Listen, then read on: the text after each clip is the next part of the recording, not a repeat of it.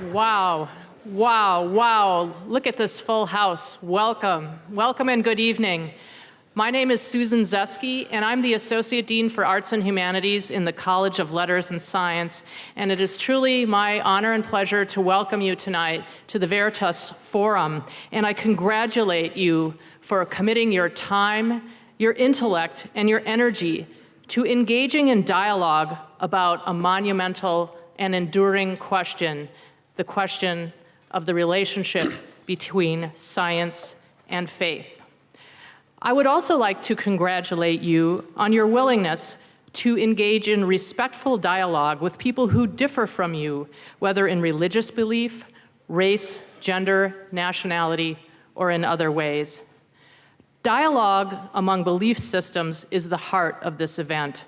Like the study of the liberal arts, the Veritas Forum seeks to explore big why questions of life so that interlocutors like yourselves are challenged to reflect on your belief system, to examine how your worldview addresses some of life's biggest and hardest questions, and to pursue continued dialogue across differences.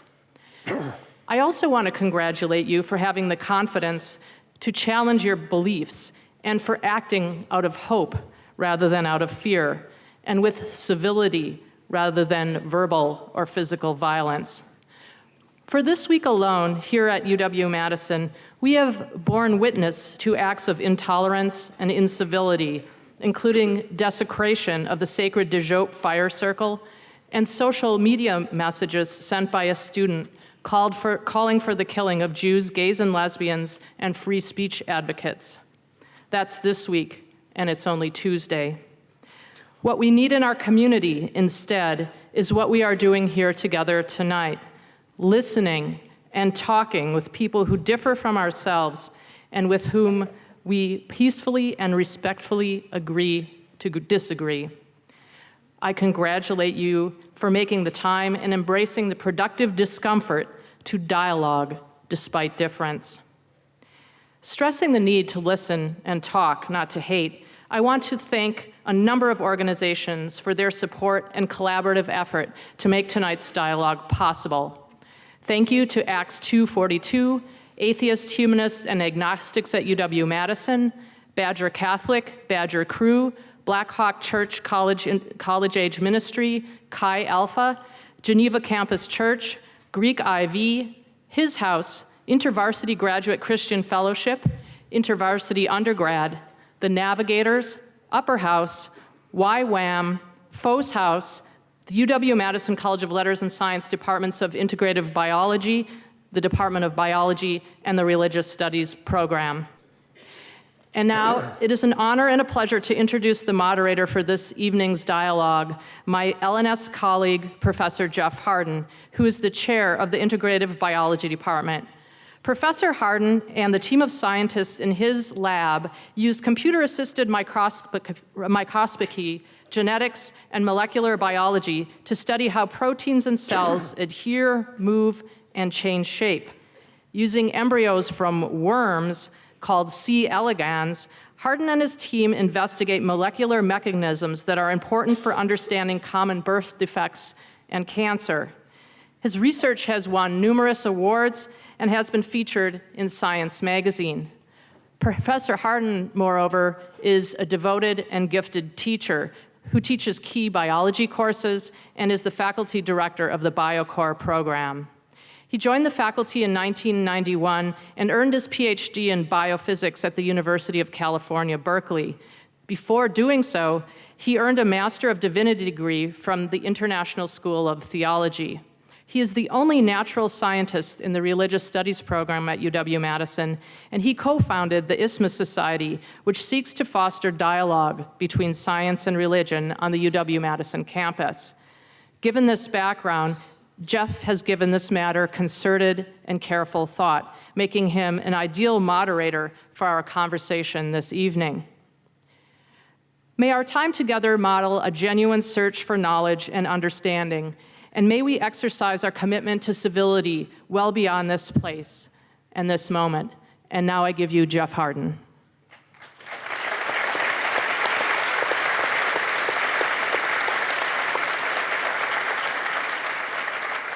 Well, good evening, everyone. It's great to see so many of you here. Sue, thank you very much for that, I think, overly kind introduction.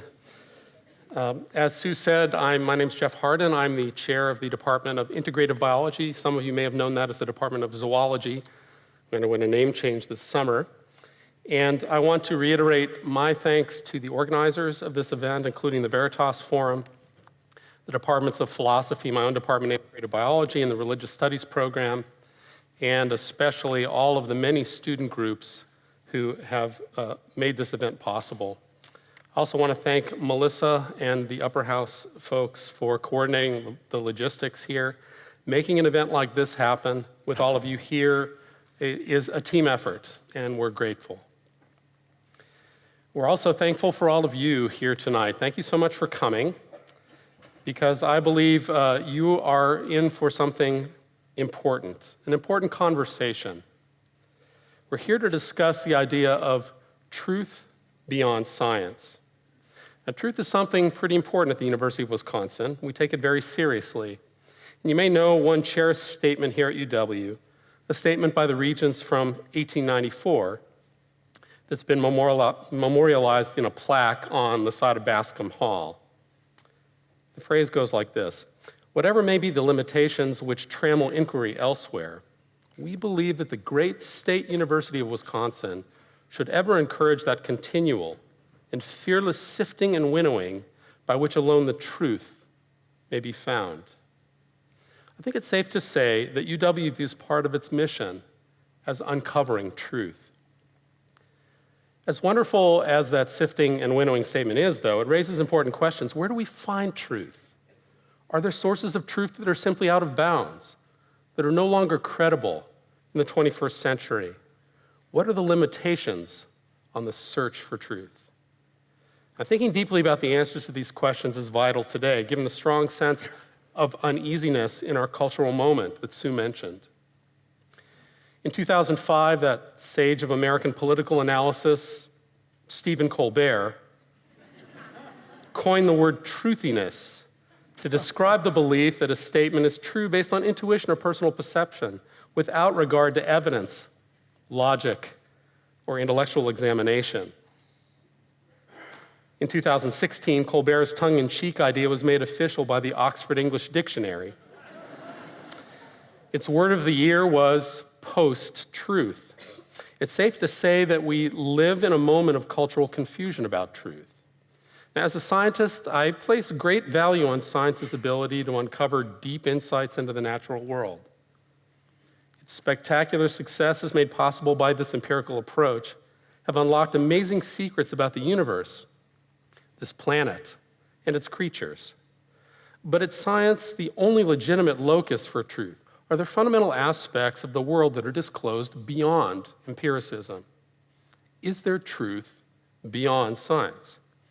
Now, in one sense, as my colleagues in one of our sponsoring departments, Larry's department, the Department of Philosophy, will tell you, there's an easy answer to that question. Of course there is. I guess we could all go home at this point. The brilliant professor and insightful commentator on American intellectual life, Professor Henry Jones, you may know him as Indiana Jones, cut to the chase. In a curt reply to a student, I'll wait, it's okay, you're doing great. Indy said this in a curt reply to a student who was looking for the wrong class one day when he was giving a lecture. "Archaeology is the search for facts, not truth.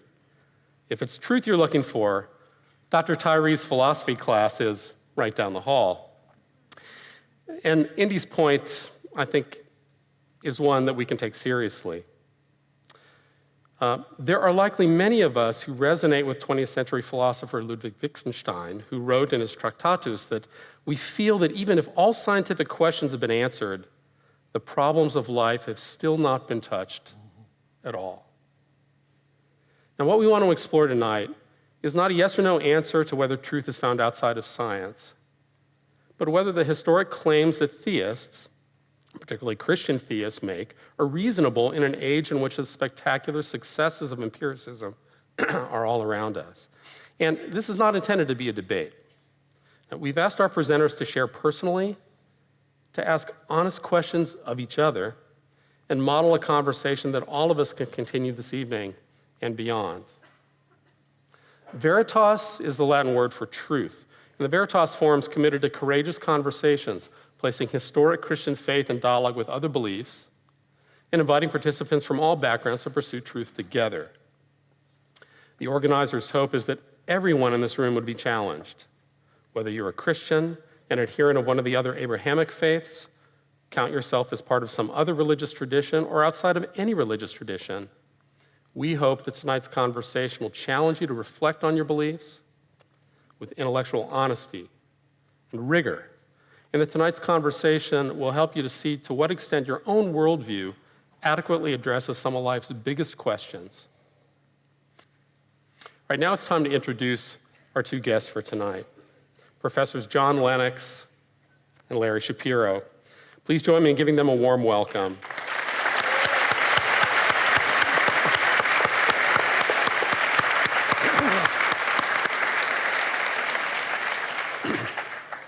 Let me introduce each of them, and then we'll get started. Dr. John Lennox is Professor of Mathematics Emeritus at the University of Oxford. Originally from Northern Ireland, John pursued his undergraduate and graduate work at the University of Cambridge, specializing in a branch of mathematics known as group theory, an area in which he's published widely. He's also a fellow in mathematics and the philosophy of science at Green Templeton College, Oxford. John is an internationally renowned speaker, speaking at the interface between science, philosophy, and religion. John's lectured extensively in North America, Eastern and Western Europe, and Australasia on mathematics, philosophy of science, and the intellectual defense of Christianity. He's written a number of books on the interface between science, philosophy, and theology, including God's Undertaker, Has Science Buried God?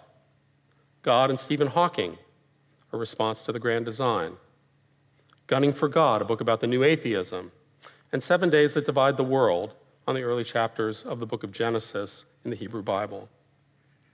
In addition, he's participated in public discussions with many academics on campuses across the planet, including people such as Richard Dawkins, Christopher Hitchens, and Peter Singer. My colleague Larry Shapiro is professor of philosophy at the University of Wisconsin-Madison, having received his PhD from the University of Pennsylvania.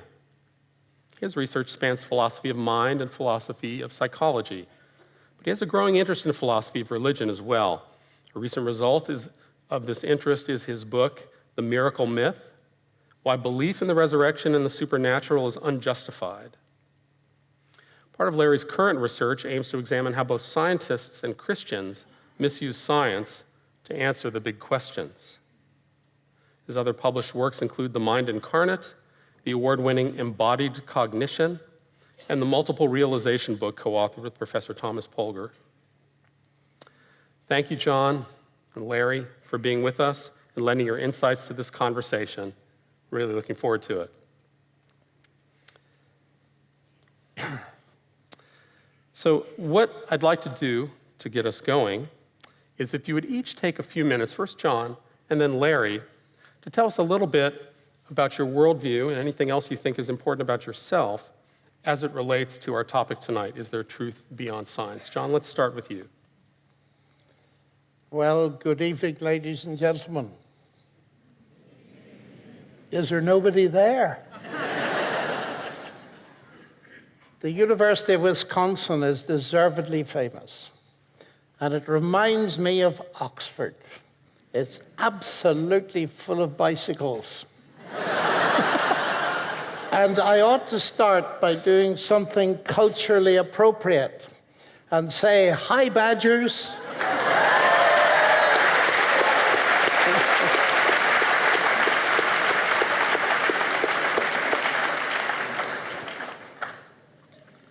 I'm also honored to be sitting here with Professor Shapiro and Professor Hardin.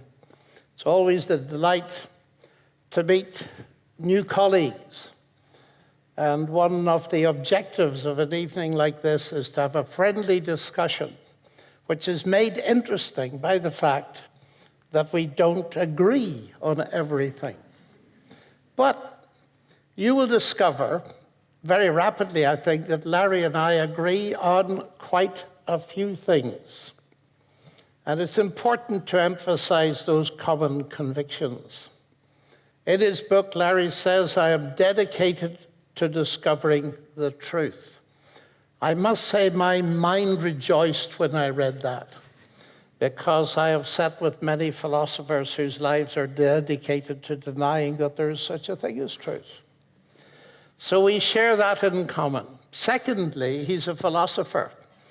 And I'm one of those scientists who has immense respect for philosophy, that work of probing arguments for their strength and weakness, and emphasizing, as Larry does in his book, the importance of evidence-based reasoning and not being content with facile explanations.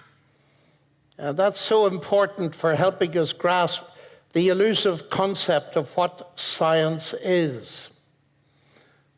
The word skio, I know, from which science comes, simply means knowledge. I know.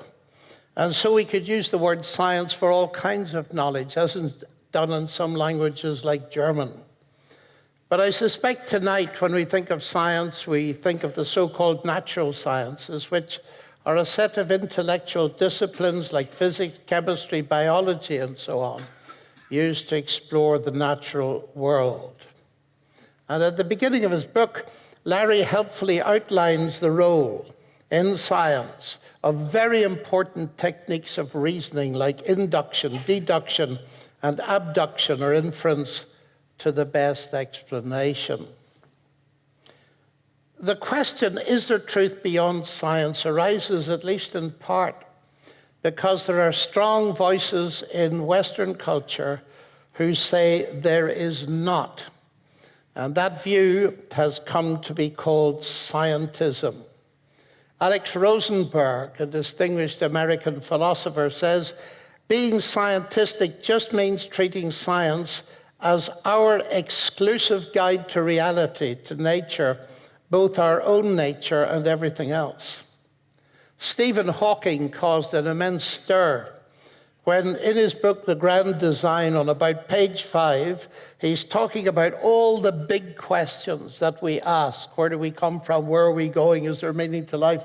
And when I read that, I thought, isn't it going to be interesting to listen to this world-class scientist deal with these questions? And then suddenly he says, philosophy is dead, which is a very odd thing to say at the beginning of a book on the philosophy of science. And he adds that scientists, rather than philosophers, have become the bearers of the torch of discovery in our quest for knowledge. Now, Bertrand Russell, although he didn't quite believe this, once said, and it's a brilliant formulation of scientism, whatever knowledge is attainable must be attained by scientific methods, and what science cannot discover, mankind cannot know. Now, he was a famous philosopher, mathematician, and logician, but I'm afraid his logic departed him rather sadly when he made that statement. Because the statement that science is the only way to truth is not a statement of science. So if it's true, it's false. I hope it's not too early in the evening for logic. But it's very important to see that it's actually self-contradictory, and that finishes it in a way. But it's too serious for that. And it's important to realize that really great scientists rarely ever say anything like Hawking. Schrödinger won the Nobel Prize, said, I'm very astonished that the scientific picture of the real world around me is very deficient.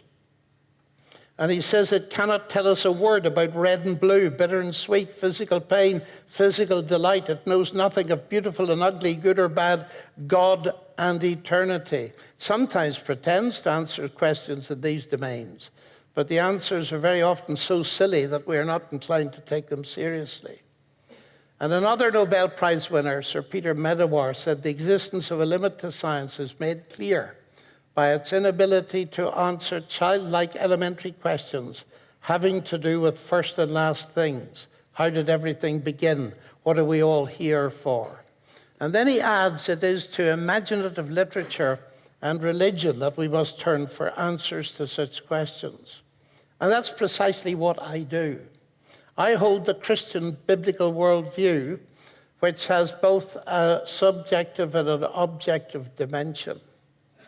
I believe that the ultimate reality is God, who created and who upholds the universe. He has revealed certain aspects of his being and nature. Indeed, there's considerable accord among historians of science that the rise of modern science is traceable to the biblical worldview. As C.S. Lewis put it, men became scientific because they expected law in nature, and they expected law in nature because they believed in a legislator. And I love the words of Johannes Kepler.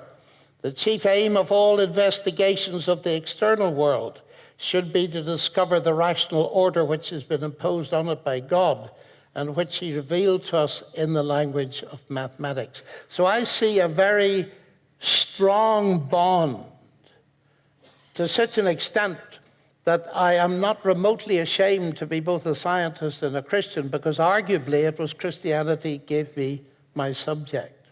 That's the objective side, part of it at least. But finally, there is more. I believe that God's fullest revelation comes in Jesus Christ, whom I believe, yes, is God incarnate, a fact that is demonstrated by his life, teaching, miracles, death, and supremely by his resurrection from the dead. Now, of course, at this point, the biblical worldview clashes head-on with a materialistic or naturalistic worldview that typically holds that the universe is a closed system of cause and effect. That, however, is not a result of science, and I reject it not only as a Christian but a scientist. But on the subjective side, being a Christian means not only accepting these facts, but following their implications and entering into a real and personal relationship with God through trust in Jesus Christ as Lord and Savior, whose death and resurrection provide a basis for sorting out the messy parts of life where I have wronged others and damaged myself, and declaring me to be in a right relationship with God. That is, crucially and uniquely as far as religions go, not based on my merit, but on trusting him and accepting salvation as a free gift. When it comes to truth, my Christian worldview raises perhaps the most startling claim of all that Jesus made. He said, "I am the truth." He didn't simply say, "I speak true things," although I believe that was true. He said, "I am the truth." So ultimately, ladies and gentlemen, for me, there is, of course, truth beyond science, because ultimately truth is a person who created the world in which science is done. And as an inference to the best explanation, I hold this worldview to be the most satisfying, both intellectually and emotionally. Thanks, John. Larry? First, I want to thank Veritas and Upper House and the people there, Melissa and John, who organized this. They were terrific. I've come to rely on Melissa for almost everything and expect I'll continue to do so in the years to come. John mentioned inference to the best explanation, which is a form of inference that scientists and scientifically minded philosophers use when trying to justify belief in unobservable things or events. So if we want to know whether there are electrons, well, we can't see electrons, so what we do is we set up experiments and we make predictions on the basis of hypotheses about what sort of observations we will make if electrons exist. And we find that these observations occur, or they don't. If they do, we infer that there must be these things, electrons, that are satisfying the predictions that are derived from our hypotheses. I'm an atheist, and I'll come back to inference to the best explanation in a minute, but as far as my worldview goes, I'm an atheist. That means I don't believe that God exists. But I I don't think I'm a bad person because I'm an atheist. In fact, I was just curious today. I thought, I wonder what the proportion of atheists in prison is. And I looked it up, and it turns out you can't find atheists in prison much. So the message I take from that is, if you wanted to live in a very safe community, you'd surround yourself with atheists. But anyway, I say that we're not bad people because I was watching Fox News the other day. I must have felt I had to do penance for something. And one of the commentators was trying to figure out what motivated the Las Vegas shooter. And they had ruled out all the obvious reasons. He wasn't a Muslim, and he wasn't African American. So what's left? Well, maybe he's an atheist. Maybe his lack of belief in God was what caused him to kill and wound so many people. But I'm an atheist, and John mentioned the philosopher Alex Rosenberg, who's written a book on what he takes the commitments of atheists to believe. And I disagree with Alex about this. Alex thinks that if you don't believe in God, you should also not believe in right and wrong. He thinks if you don't believe in God, you shouldn't believe that there's free will. He thinks that a life without God commits you to the belief that life is meaningless. I, on the other hand, am an atheist who thinks that there is such thing as right and wrong. Objectively speaking, there are certain actions that one ought not to do because they're wrong. I also think that life is meaningful. I regard my own life as meaningful. I think meaning comes from pursuing a life in which you are actively involved and deeply committed to some sort of end that you try to bring about. And moreover, I think the end should be an important one. So a life devoted to video games I regard as not a very meaningful life, but a life regarded to teaching, I think, is a meaningful life. I also believe that I have free will. I believe that I have free will despite the fact that I don't believe that I have a soul. Philosophers have been working on problems, trying to understand problems with respect to free will for quite a long time, and they're making progress. I believe that there's no life after death. This is the life I have, and I'm going to do my best to make the most of it. Now, let's return to inference to the best explanation for a moment. I don't believe in God because I regard God as an unobservable. I've never observed him. I don't know anyone who has directly observed him. And so belief in an unobservable requires evidence. We can think of the claim that God exists as a hypothesis and then ask what predictions this hypothesis yields, and then try to find observations that either confirm or disconfirm that hypothesis. And I think the God hypothesis doesn't yield any predictions that we can empirically confirm. So that's why I don't believe in God. What is the relationship then between science and religion? I don't think there's a conflict between religion insofar as religion is defined as simply believing in God. I don't think there's a conflict because God presumably exists outside of space and outside of time. But science is a discipline that's focused on understanding a world in space and in time. So science is not going to disprove the existence of God, and this is why there's no inconsistency among scientists who also are theists. On the other hand, there are claims that run contrary to religious doctrine, and when these claims are about how the world works, then we're going to find a problem if the claims based on religious doctrine about how the world works come into conflict with what scientists tell us about how the world works.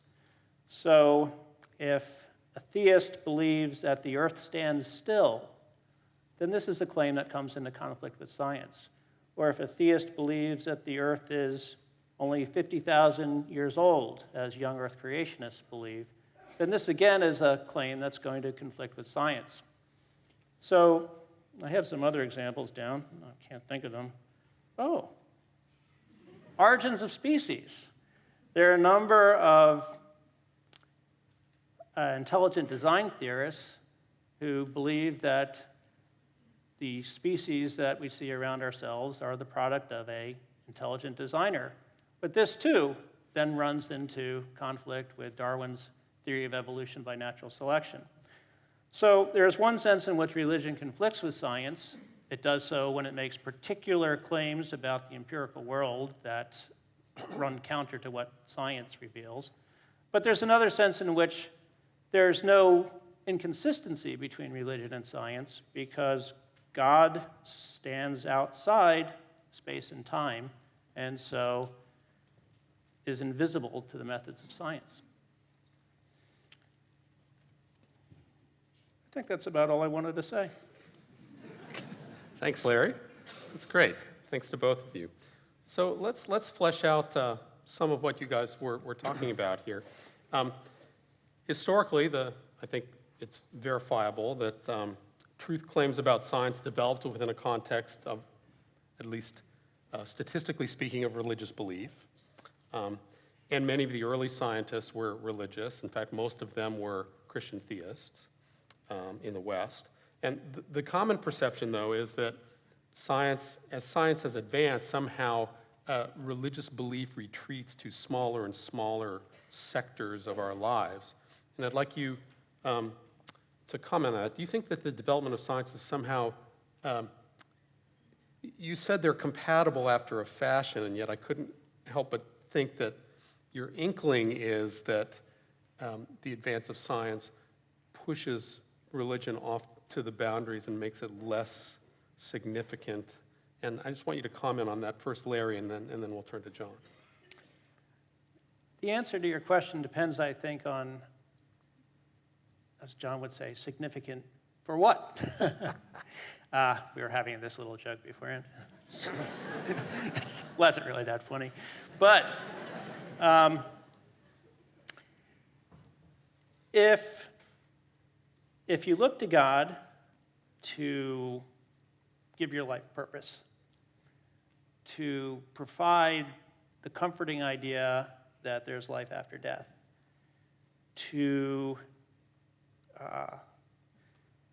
make you feel fulfilled, then I see no problem with holding on to those religious beliefs.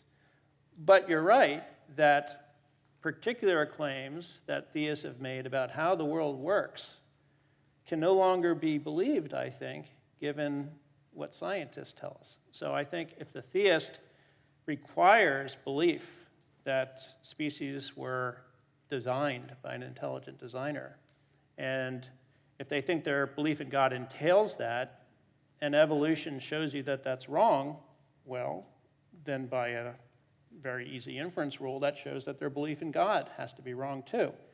So you do see in the history of science and the history of religion, certain religious claims being debunked.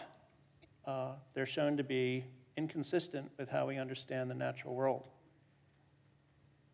But, as I was saying, there are other reasons not having to do with trying to understand the physical world to believe in God, and there's no problem with that as far as I can tell. Great. John? I'd like first to make a little comment on what you said earlier about atheists not being bad people. I hope you're not disagreeing with me. I hold the same view. In fact, I'll go further. I can be put to shame by the moral behavior of my atheist friends. And do you know why that is? It's because from where I sit, every man and woman, whether they believe in God or not, is a moral being of infinite value. And that's enormously important. And I'm glad Larry mentioned it first, because so often, sadly, Christians look down on people that don't share their worldview and put them in a lower moral bracket. That's point number one. Secondly, I was delighted to hear Larry, against his atheist colleague, Alex Rosenberg, assert the existence of right and wrong. There's a famous moral philosopher, Mackey at Oxford, who said that once you begin to discover that there are absolute moral values, you're well on the way to God. So perhaps you're nearer to God than you think. The third thing is that not believing in God because he's unobservable would stop you believing in gravity, information, the origin of the universe, and a whole lot of other things. So I think we'd want a bit more evidence for that. But coming to your question, I do think there's been a sea change. After all, Isaac Newton, who discovered gravitation, believed in God, and gravity was one of the reasons. When he discovered his law, he said, what a marvelous God who did it that way. He didn't say, now we've got an explanation, we don't need God. And that's because he wasn't like Stephen Hawking. One of the shifts, I think, Jeff, is that the concept of God has changed in the mind of many scientists. And people like Hawking and Dawkins and others I've encountered, they do not conceive of God as a triune eternal God, the creator of the Bible. They believe in a kind of Greek god of lightning that we now call a god of the gaps. I can't explain it, therefore God did it. And you do a bit of science or atmospheric physics at the University of Wisconsin, and that God disappears. And so as science advances, the space for God gets less. And suddenly it occurred to me that Hawking's big problem, because Stephen Hawking, who's a brilliant scientist, light years better than me, but he asked young people like yourselves to choose between science and God, and I found that very puzzling until I realized that his definition of God was the problem. He believes God is an explanatory X that holds the space until science comes up with a better explanation. Now, if you believe in a God of gaps like that, then of course you have to choose between science and God, because that's the way you've defined God. The God of the Bible, the God in whom I believe, is not the God of the gaps. Genesis does not begin, just in case you didn't realize, with the words, in the beginning God created the bits of the universe I don't understand. It's in the beginning God created the heavens and the earth, which is a merism grammatically. He created the whole show, the bits we understand and the bits we don't. So there's a huge problem with God that's driving this. The second point, if I may make a second point, lies in the nature of explanation. You see, science explains marvelously, as Jeff pointed out, but the problem is that explanation comes at different levels. And people think that once they've got a scientific explanation, this is Hawking's view. He doesn't believe in God. Why? I quote, because there is a law of gravity, the universe can and will create itself from nothing. Now, I'm not going to point out the 3 levels of contradiction in that statement. But what he does is we've got a scientific explanation for something, therefore there's no God. But just a minute, why is the water boiling? Well, because the heat energy is agitating the molecules conducted through the kettle bottom, and that's why the water is boiling. No, it isn't. It's boiling because I'd like a cup of tea. Now, you laugh. Why? Because you see that those 2 explanations don't actually conflict or contradict. They're different kinds of explanation. One's scientific, the other's in terms of my volition, the volition of a personal agent. Now, let me say this to you, and this takes a lot of the steam out of the argument for me. God no more conflicts with science as an explanation for the universe than Henry Ford conflicts with the law of internal combustion as an explanation for a motor car engine. Now, that's how I would start to approach this. I think there's a huge epistemological and intellectual confusion out there. And Hawking, Dawkins, and others insist the scientific explanation is the only one.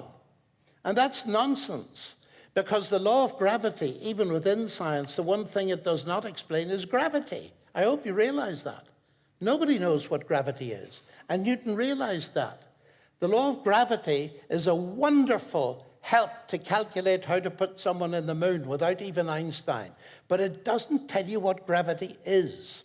And there's a huge myth out there that if you've got a scientific explanation, that's all you need. No, it is not. And therefore, I agree with your initial statement, Larry, that science cannot, of its own methodology, and of course that's difficult to define, rule out the existence of God. I would want to go a lot further, but that can remain. I would want to show that science actually gives us evidence of God. Maybe we'll come back to that a little later. I want to turn to Larry. And so, John, you mentioned the word epistemology. Some people may not be... I fear so. That was perhaps a risk. That kind of squirted out, didn't it? So, so epistemology is the study of how we know things, and Larry's thought a lot about this. So, in particular, Larry, you've written recently on whether it's credible to believe that miracles have occurred, and part of your argument has to do with how we can know things reliably. I just wonder if you can talk about that, because your take is that belief in miracles and the supernatural is unjustified. So, can you explain your reasoning, please, briefly, and perhaps more importantly... Yeah, it'll be brief because I want people to buy the book. Excellent. Okay. I guess in addition, though, could you talk about what's ultimately at stake based on what you're saying? Okay. Yes, thanks. When philosophers talk about a belief being justified, or scientists for that matter as well, think of a justified belief as a belief that has sufficient evidence so that it's more probable than not. That would be one way of understanding what a justified belief is. When you're looking for justification for different beliefs, there are different ways you can go about finding justification. I was interested in trying to understand why it is Christians believe in the resurrection. It always struck me as, it's got to be crazy, right?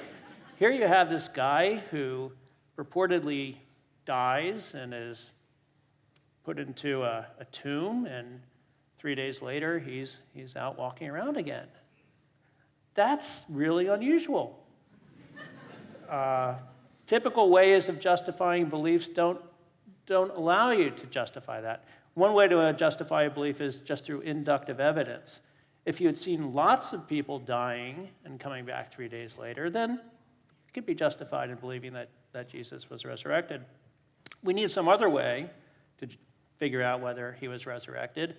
And one thing you have to do when you think about what would make this a miracle is define a miracle. And as I understand a miracle, it's a violation of a law of nature, which coming back from the dead is. And it's a violation of a law of nature in virtue of some kind of divine intervention. That's what makes it a miracle, I think. So then you ask, well, what justifies my belief that Jesus did come back from the dead, and his reason, or the cause of his returning from the dead, was a divine intervention? And when you look at the evidence, it's really slim. It's based on gospel accounts written by unknown authors decades after the event occurred. And it's written by people, well, it was reported to these authors who lived in different places and spoke different languages by a very superstitious group of people. These were people who thought demons possessed each other. These were people who thought that, I once looked up, I bought a book, what did these people believe? And all sorts of stuff that today no 4-year-old would believe. So this is the evidence, and it just doesn't suffice to warrant belief in something so incredibly unlikely. Here's another epistemological point that... There's that word again. Another point about knowledge and justification. Thank you, Larry. Which actually has a kind of basis in mathematics, which John is an expert on. I'm thinking of Bayes' theorem. And Oh, he was a good man. He was a minister of religion. he was a as you reverend. realize, yeah. Yes, he was. But you know, William Ewell was also a reverend. Anyway, here's the point. The less probable an event, and I think we should all agree that coming back from the dead is pretty improbable. The less probable an event, the stronger the evidence needs to be to justify our belief in that event. This is why if you come across a disease that has a frequency of something like only 1 in a million people will be infected, if you have a test that goes wrong only 1 in 1,000 times, that's a terrible test. It's going to tell you that 1,000 people in this population of 1 million have the disease when in fact only 1 does. So the rarer the disease, the better your test needs to be if you're to believe that a positive test result actually tells you you have the disease. And so think of a miracle as something really, really improbable. Well, that means we need a really, really good test in order to justify our belief in it. And the evidence we have, it's not even as good as the evidence we have for things like Vesuvius destroying Pompeii or the Civil War. We have really good evidence for those sorts of things, and they're even not that unlikely. So that's my reason for not believing in miracles or in the resurrection in particular. Let me now turn to the second part of your question about what's at stake. This depends on how you see your commitment to religion playing out in your everyday life. So there are lots of very religious people in this country who are voting and organizing in order to impose their views on others. Now, this puts, I think, a very special burden on religious people, because it's one thing simply to believe something for which you don't have adequate evidence and keep it to yourself. Every fall, I sit down and I think, this is the year the Packers are going to win the Super Bowl. This is the year the Badgers are going to win the Rose Bowl. But there's nothing really at stake here. But suppose I then decided, now because I believe that the Packers are the best team in the country, I'm going to require that Vikings fans not use birth control and not be allowed to have abortions. It just follows from my view about Packers. Or suppose I think that because of my commitment to the Badgers, I want to make sure that there are no same fan team marriages. I don't know why I would do that, but if my belief in the sanctity of the Badgers and the Packers drives me to curtail the behavior of others, then I think I have a special responsibility to be really well justified in what I'm believing, since it's not just my own life now that is being guided by these beliefs, but others too. And that's why I think it's important to think about our justification for beliefs in miracles. Thanks, Larry. That's great. John, now, I think it's safe to say that you hold a different view. Marginally. You've actually often argued for how belief in the resurrection makes sense. Just wonder how you think about how a scientist can believe in the resurrection. Well, first of all, just thinking of what Larry says, I do not believe that miracles are violations of the laws of nature. I think that Hume was wrong, and his major interpreter, Anthony Flew, before he died, told me he was wrong. You see, that's where the problem starts. We have this idea that there's a law, like the law of the land, you know, and I see these notices in car parks here, violators will be towed. Now, we don't have notices like that. But to cut a long story short, I find C.S. Lewis's analogy very helpful. I'm staying in a lovely hotel here, and the night before last, I put $1,000 in the drawer. And then last night, I put $2,000 in the drawer. 1 and 1 makes 2, 3. So they're 3,000. But I woke up this morning and I found $500 in the drawer. Now, what has been broken? The laws of arithmetic or the laws of Wisconsin state? Now, think about it. It's the laws of the state have been broken because the laws of arithmetic have not been broken. And that's where the confusion lies in this whole thing. You see, in order to recognize a miracle, it's not a violation of laws. It's an apparent exception to perceived regularities which have been set in the universe by the Creator. If they weren't there, you wouldn't be able to recognize any miracle.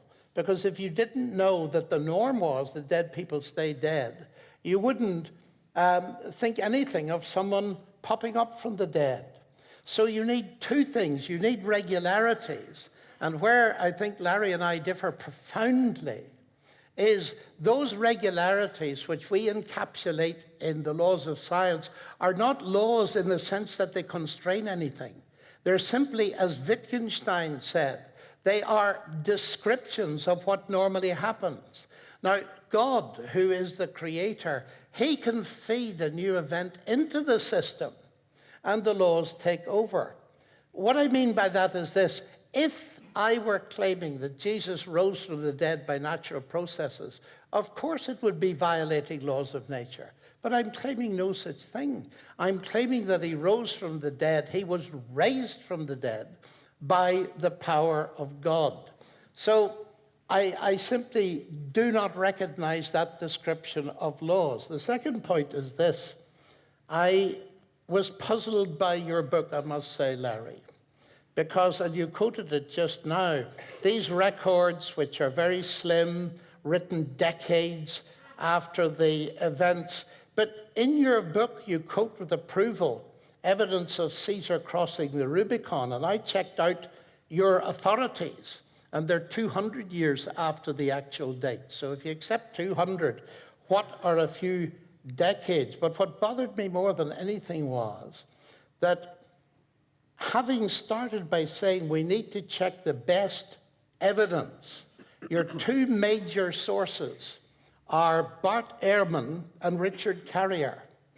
Now, they are at the absolute extreme. Carrier, against practically all distinguished ancient historians, even denies the existence of Jesus. And oddly enough, Bart Ehrman doesn't hold your view on the scantiness of the evidence. He says that we can reconstruct the majority of the New Testament, although probably, and I'm quoting, not 100% accuracy, but the scholars are convinced, Ehrman says, we can reconstruct the original words of the New Testament. The historical evidence for the authenticity of the New Testament in particular is vastly better than the historical evidence for all classical works that are known. So I don't recognize this slimness. The next point was superstition in the ancient world. Yes, it existed, as it exists today. But Luke opens his gospel dealing as a medical scientist with this problem, because he tells the story of a priest who's praying and an angel says, you're going to have a child. The priest is very old. He says, don't be ridiculous. I'm far too old. He wasn't a superstitious chap that believed every story. He knew exactly, as clearly as a modern gynecologist, that you get, mercifully, I nearly said, you get too old to have children. And he rejected it. And it's very interesting that Luke starts his gospel by raising this question of our antipathy towards the miraculous. Now, I certainly find Bayes' theorem very helpful.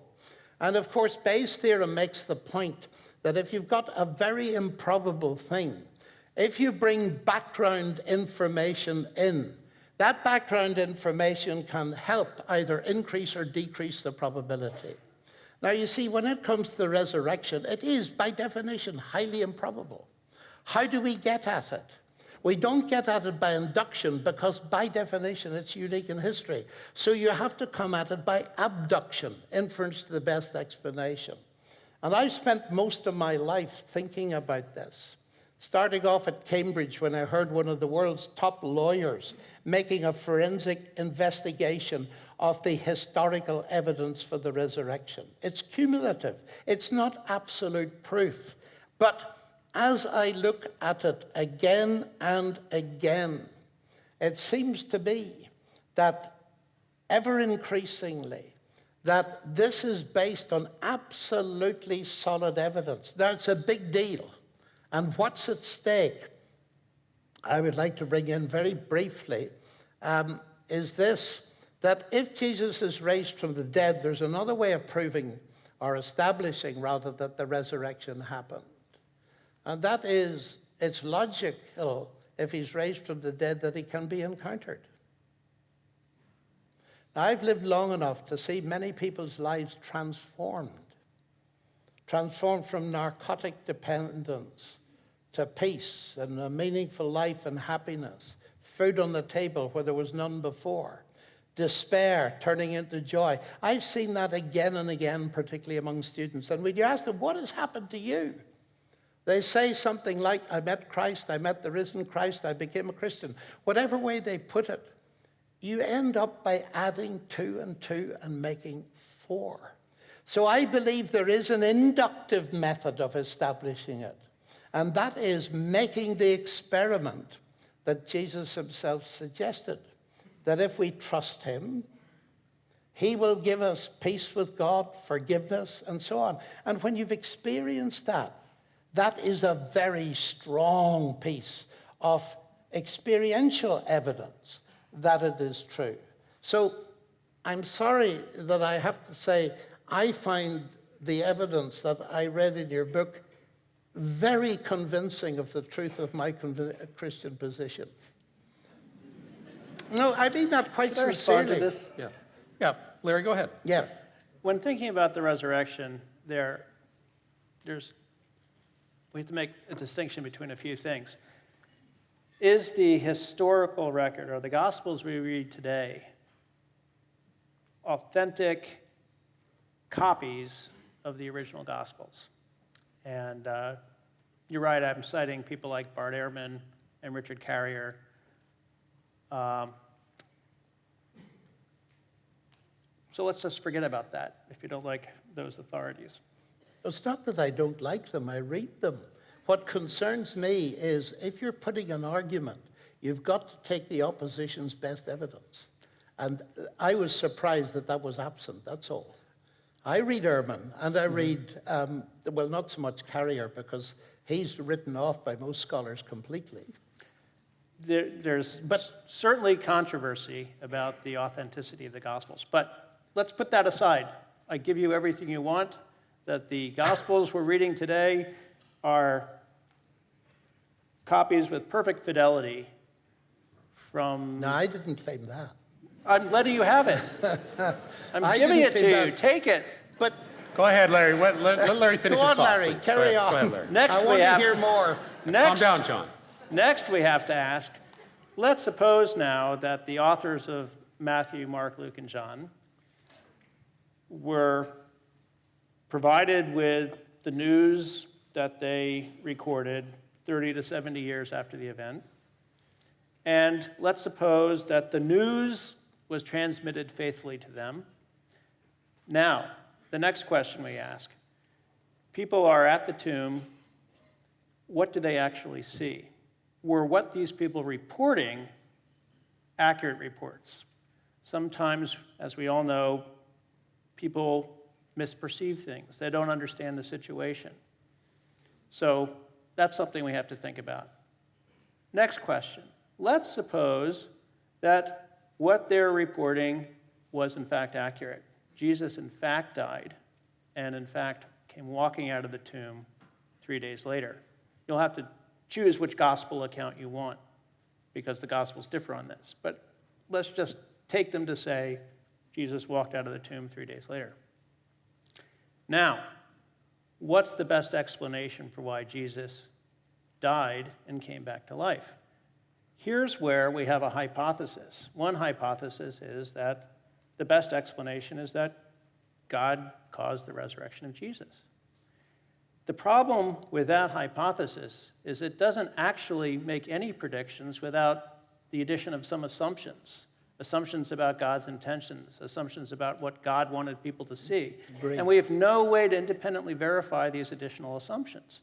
And I can come up with other hypotheses, like aliens raised Jesus from the dead, or two gods raised Jesus from the dead. All of these hypotheses do an equally good job explaining why Jesus came back 3 days after his death. And if inference of the best explanation requires that you choose the best explanation among the hypotheses, but all the hypotheses are equally good in explaining why we see Jesus rise from the tomb 3 days later, then you're not justified in believing your preferred explanation, your preferred hypothesis. But the problem there, of course, lies in the fact that you've just said they're equally valid explanations. I reject that completely. I don't think aliens. Why is that any worse than God? Because the criteria that you laid down 2 minutes ago are satisfied. You see, the event of the resurrection is not in isolation. The resurrection was predicted during Jesus' lifetime. It also fits into the grand scheme. And this is where I take a much bigger view of the prophets who had, all through history, developing from Abraham, conveyed the idea that there was a special person coming into the world who would suffer and die. And those prophets also indicated, and the language became clearer as history went on, that that person would, after having borne the sins of people, he would return to the heavenly world. Now, when you get to the level of the New Testament, you have John the Baptist announcing him. You have him telling the disciples that he's going to rise from the dead. You then have him dying. They didn't understand either, so they rejected him when he died because they didn't understand it. But when he rose from the dead, and they saw the evidence of it and met him, then Christianity was unleashed on the world when Peter explained at the day of Pentecost that there was a very clear mapping out of what would happen. Because, of course, for the Christians, and incidentally, the first stories of the resurrection weren't spread by Christians at all, but the Jewish authorities who'd made sure they guarded the tomb, and that means there was no mistake about it. That Peter stood up and he said, look, he said, you know what has happened here is that Christ has ascended. And this is in fulfillment of the prophecies. These incredible statements made centuries before. The Lord said unto my Lord, sit at my right hand until I make your enemies a footstool of your feet. So that there's a huge prophetic program into which it fits. And therefore, putting that against aliens seems to me to trivialize the whole thing. It's not an equally good explanation. That's the problem. I'm going to step in here. Yeah, please do. Because we want time for people in the audience Okay. to post some questions. So what I'd like to do now is to first thank you guys for a really wonderful exchange so far. And as you know, I've asked both of you to provide 2 or 3 minutes of parting thoughts to our audience. So Larry, let's begin with you, and then we'll move to John. I'll return to the question that we're here to discuss today about truth beyond science.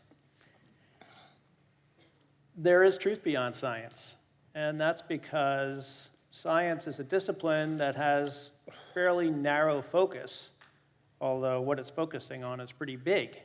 It's focusing on understanding how nature works. It's trying to give us explanations of natural phenomena.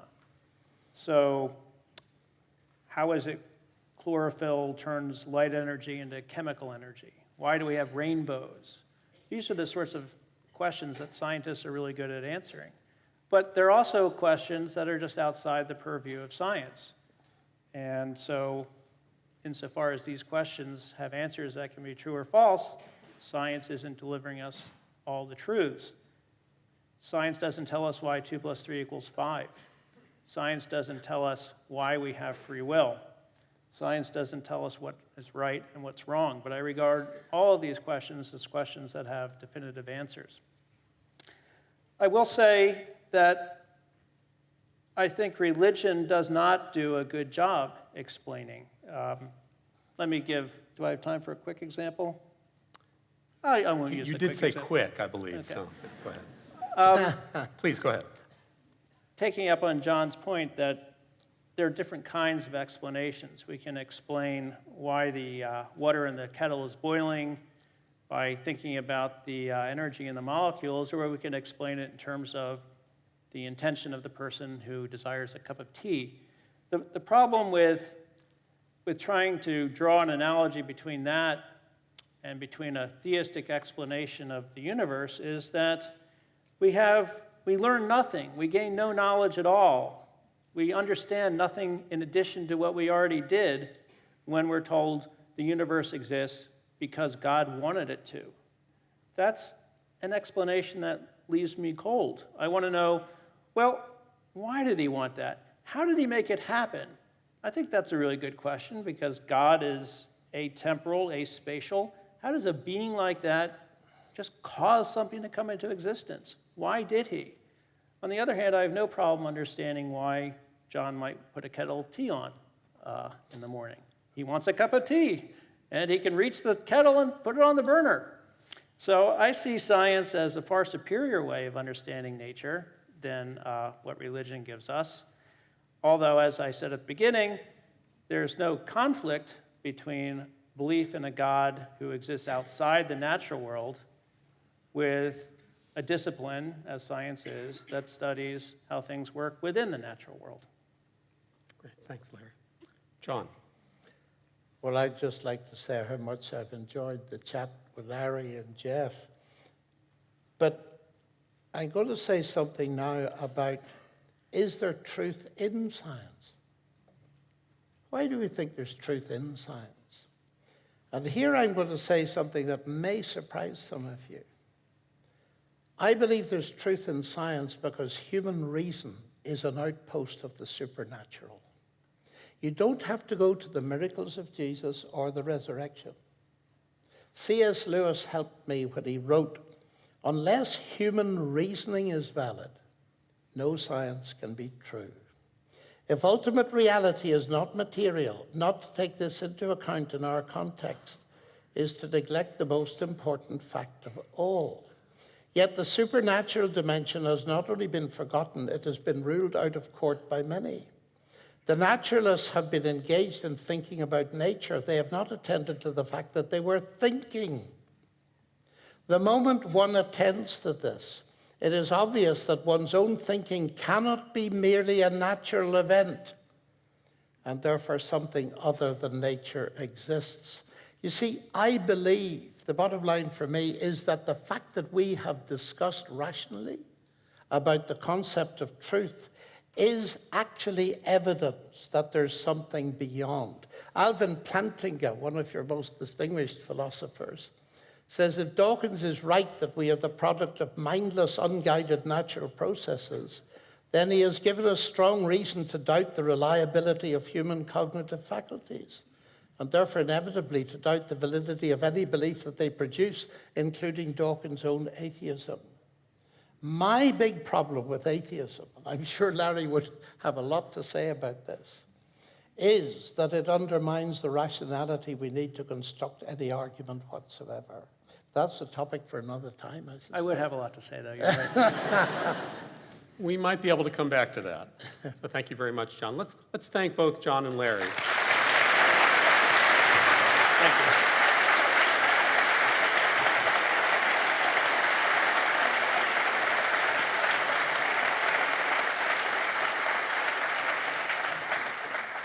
All right, so now, as promised, it's time to allow our speakers to field a few questions. Some of these are similar to one another.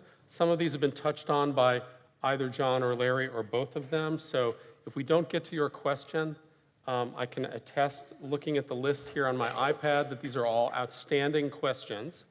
So the criteria for selection has nothing to do with the intelligence of the questioner. I just want to point that out.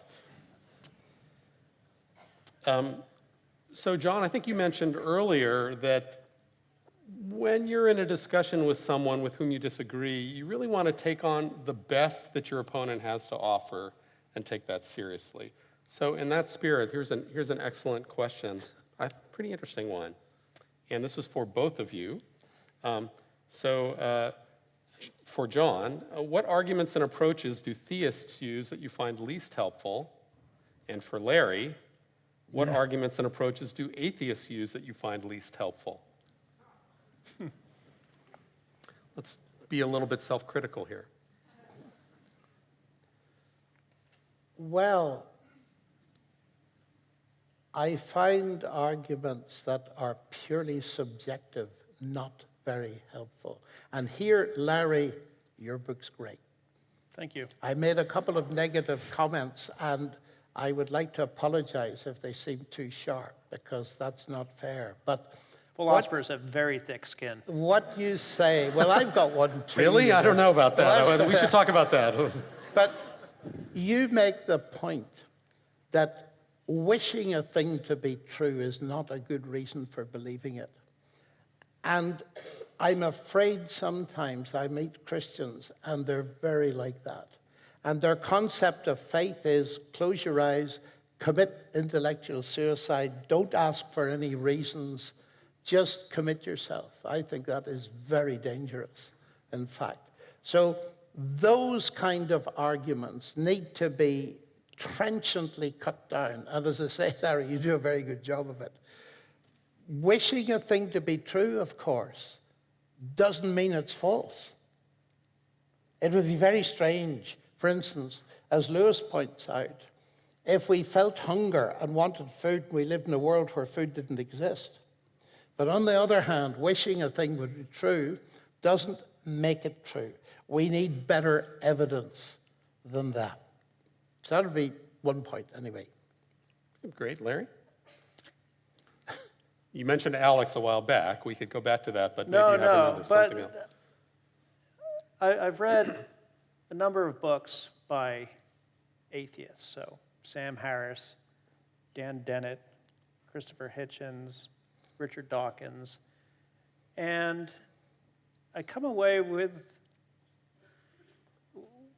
a sense of embarrassment sometimes that these people who are very bright intellects have to take such a mocking, disdainful tone toward a belief that is so significant to how a majority of people live their lives.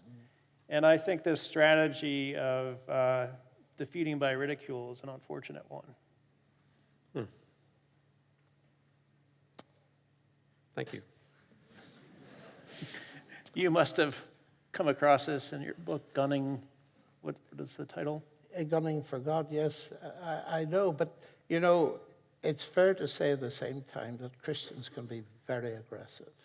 I mean, sometimes they've been very aggressive with me. Mm-hmm. because I debate atheists. I mean, it's ridiculous. You mix with the wrong crowd. Well, I don't. And let me say this as well. I have the deepest sympathy with people who don't believe in God because of deep personal reasons, particularly the problem of pain and suffering. I think we cannot trivialize that. That's a hard problem, whether you're an atheist or a Christian. Well, let's move to perhaps a related topic. We've selected for an unfortunate group of people up here, and that is that we are all university professors. And many of the students out there are used to encountering us on a daily basis in their classes. And we tend to focus on the life of the mind. But here's a question for both of you. How do you think about the accessibility of truths that lie outside of reason? Do Do you have room for that? And if so, what is the significance of those kinds of things? Because after all, the concept or the topic tonight is truth beyond science, but are there truths that are beyond reason that are nevertheless truths? I find it very difficult to conceive of anything in that sense that is truth, which is a rational concept that's beyond reason. What concerns me much more than that is the facile equation of science with reason, that if it's beyond science, it must be beyond reason. Because if scientism, which we mentioned at the beginning, were true, you'd have to close half the faculties in this university tomorrow, sadly, including philosophy, because it's not science. And to say that because philosophy is not natural science, therefore it's beyond reason is silly. But there are people, leading people, like Christian Mathematician, who ought to know better, Nobel Prize winners, who talk about that it's, if you're beyond science, you're beyond reason. That is just absurd. That's what would concern me more. So I'm not sure that I've understood your question. I think well, I don't want to speak for the questioner, No. but I believe their idea is that there are, the Christian, Pascal, talked about truths that the heart knows that reason knows not of. I think that's the intent of the question. Are there truths, kind of heart-level truths? Is there a place for that sort of thing? Larry, what's your take on that? I'm skeptical. The idea that you can know a truth because of a feeling you have rather than because of argument or evidence strikes me as the wrong method, a method that is going to not be reliable. That said, there might be truth beyond reason, and if what you're thinking of is human reason, I mean, it could be that, take a conjecture like Goldbach's conjecture, it's mathematical conjecture. No one knows whether it's true. It is either true or false, and it could be that we'll never know because we stand toward that the way my cat stands toward addition problems. It's too dumb to know. I've encountered some pretty savvy cats, so I don't know. I don't know. But, when a student falls in love, their reason doesn't get shut out. In fact, it gets into heightened mode because they're reasoning about every little movement of the other. Isn't that true, guys? Of course it is. That this idea that there are non-reasoned truths seems to me, I am a skeptic like you. We've alas got together, Larry, here. We started together. Yes. There's way too much agreement on that, so let's move Okay. on. So, yeah, just kidding. Right. John, you've already touched on this, so I'm going to let Larry speak to this, and you can perhaps respond to Larry. Larry, where does your belief in the right and wrong come from? I was really struck by your opening self-disclosure about yourself, and that you feel, and I think those of us who know you would agree with you, that you seek to be a moral person, and you believe there are things that are right and things that are wrong. And yet I think some in our audience might be puzzled as to what the locus is for rightness and wrongness in your worldview. I'm pretty certain where John will go with that, but can we tease that out a little bit? Because I think it's an interesting question. It's a great question. I wish I had an answer. I have colleagues actively searching for an answer right now. I see some of them here in the audience. Philosophers have been, ever since Plato, trying to understand the grounding for the rightness or wrongness of certain claims. I don't see any reason not to think that this can be the case. We believe that mathematics is objective, and yet trying to understand what makes it objective is an equally hard question, I think. I'll also say that I think appeals to God don't take you any distance at all in understanding the objectivity of morality. I think a theist has the same problem an atheist has in understanding what makes an action right or wrong?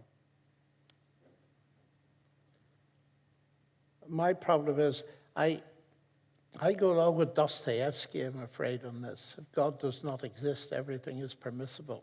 Now, he was not saying that atheists are bad.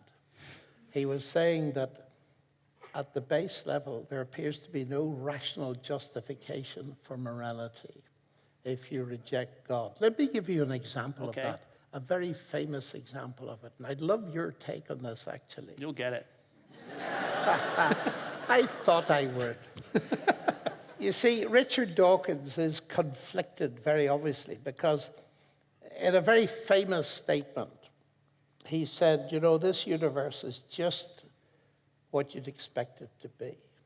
If at the bottom, I quote, there is no good, there is no evil, there is no justice, DNA just is, and we dance to its music. Now, if that's true, the Las Vegas gunman was just dancing to the music of his DNA, and there's no blame attaching. There's no good, no evil. So Dawkins is claiming that the categories don't exist, which is very odd for a man who rails against the Bible and talks about an evil God when he doesn't even have the concept. But then he discovers that he's a moral being. And something inside him reacts against that. And he writes, much to the laughter of serious philosophers, he writes, we are the only creatures who can rebel against our selfish genes. And as one of them pointed out, if we are simply our selfish genes, what immaterial principle can help us rebel against them? So I see out there the atheist world. Now, Larry, believe me, I don't put all atheists in the same category as Richard Dawkins. That would be unfair, very unfair, as you pointed out, the aggression and so on. But this analysis, that if you take atheism to its logical conclusion, you end up with no morality, I noticed that is being believed all over Europe. And I would dare to say it's why there's such moral confusion around the place. So it's a big issue. So I'd love your take on it. Well, as I said, surround yourself with atheists if you want a safe community. What, with that view? Dostoevsky is committing a fallacy. Do you think so? There's no connection between the existence of God and right or wrong that I can see. There's no connection between belief in the existence of God and right and wrong that I can see. You didn't say how it is that God does guarantee that certain things are right or certain things are wrong. We've known since Plato a fatal objection to this view. Think about it this way. Suppose you want to learn piano and you're interviewing piano teachers. And the first piano teacher comes in and you say, play for me, because you want to know whether this piano teacher is capable of playing good music. And she bangs on the keys and jumps up and down on the piano and says, that is good music. And you think, wow, I'm not going to hire this teacher. And she insists, that's good music. And then you bring in the next piano teacher and she plays beautifully. And she says, that is good music. And you agree, that is good music. Now, both teachers have said that is good music. The fact that they say it makes no difference to whether the music is good. The music is good or it's not. And likewise, when God says, thou shalt not kill, either you shouldn't, and God recognizes that and tells you so, or you should and God is wrong, but it doesn't make a difference what God says. It's right or wrong independently of what he says. And so I don't see... problem. The Euthyphro problem. Yes, exactly. Well, first of all, music in its relative goodness is not raising a moral issue. So I think the analogy is slightly suspicious. Secondly, I think the Euthyphro problem falls down on the fact that it confuses God's will with his character. And again, you see, we're dealing with things that are incredibly difficult to define. But where God comes into it for me is that at the scientific level, I believe the fact that we can do science points to an intelligence behind the universe. I believe that the fact that we discover ourselves to be moral beings points to a moral being behind the universe. Now, that works, as far as I'm concerned, as an inference to the best explanation, especially when I discover a document, the Bible, covering many centuries, which has at its heart the whole question of relationship with God and morality as hugely important issues. And I can't prove that to you mathematically any more than I can prove that my wife loves me mathematically.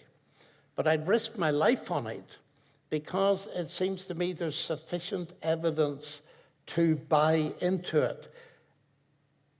Because for me, it's a better explanation than the reductionist one. We haven't used that word tonight. No, I'm not surprised. a reductionist. No, I suspected you weren't, which is why I kept back from it. But Dawkins is, and many people influencing the culture are. And that nothing but, we're nothing but atoms and molecules and so on, that really destroys morality. So if you found a place for morality, I think that's marvelous. From where I sit, that's because you're recognizing that you're a being made in the image of God. And I find that... Maybe we better stop that there. Okay. Yeah. I'd like to think I am. Yeah. Well, that's wonderful. We'll talk later.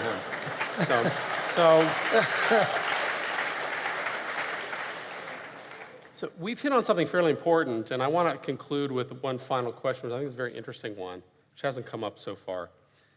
It's hard. We have a sense of rightness and wrongness, both of you do. I do too. It may be hard for us to understand where it comes from or how it is an objective sense.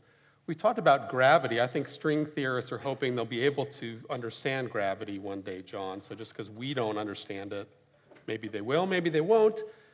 We all admit, though, that gravity acts.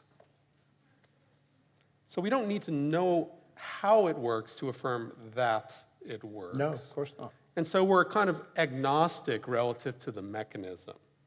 Now, you're a theist, you're an atheist, but there is this middle position of agnosticism. How do you both think about that?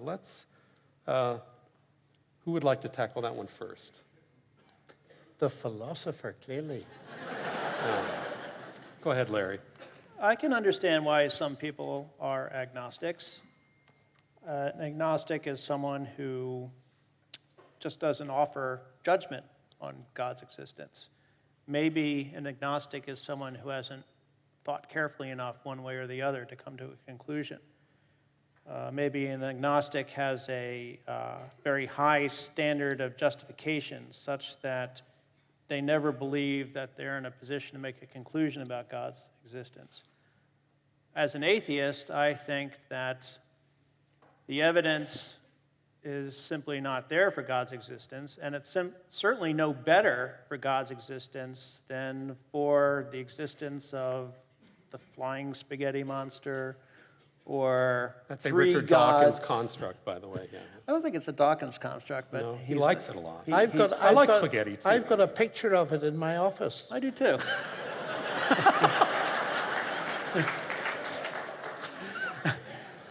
Do you have a crucifix in your office? I don't. I don't actually. either. But I think there's We're getting conflicted, aren't we? yeah we are. There's simply not enough evidence available to me to discriminate between hypotheses like this. There's one God, there's a Christian God, there are three gods, there's a flying spaghetti monster. And given that I can't discriminate between those hypotheses, I don't feel justified in accepting any of them. And so I'm just going to, I think God doesn't do anything for me. I don't need to believe in him. I don't see that our understanding of the world is improved by believing in him, and so I just reject it. So that's a bit different from categorically denying the possibility of God's existence or something like that. I can't prove God doesn't Yeah, exist. okay. Yeah, which is where a lot of theists would go with no one can be an atheist because they would have to have knowledge equal to that of what Christians claim God to have, Yeah. and that's kind of self-stultifying. So I was kind of thinking that's how you're thinking about these terms. John, you want to wrap things up? Agnosticism, well, it comes from the Greek word agnosko, which means I don't know. And boy, am I an agnostic. There's so much stuff I just don't know. I know so very little about mathematics. I know so little, very little about the world. I don't know as much about the Bible that I would like to know. So I'm an agnostic, you see. But some people define agnosticism as I don't know and you can't know. That's a very interesting position to be in. Because if they don't know, how can they know that I don't know? You know, when I meet people and they say I'm an agnostic, I say, so am I. What is it you don't know? Perhaps I can help you with what you don't know and you'll help me with what I don't know. But it does tend often to be a stated position of I don't know and you cannot know, which is logically absurd to my mind. Well, I think actually the two of you are in a fair amount of agreement on that particular point. And that's a great place for us to end this discussion. Let's thank these two.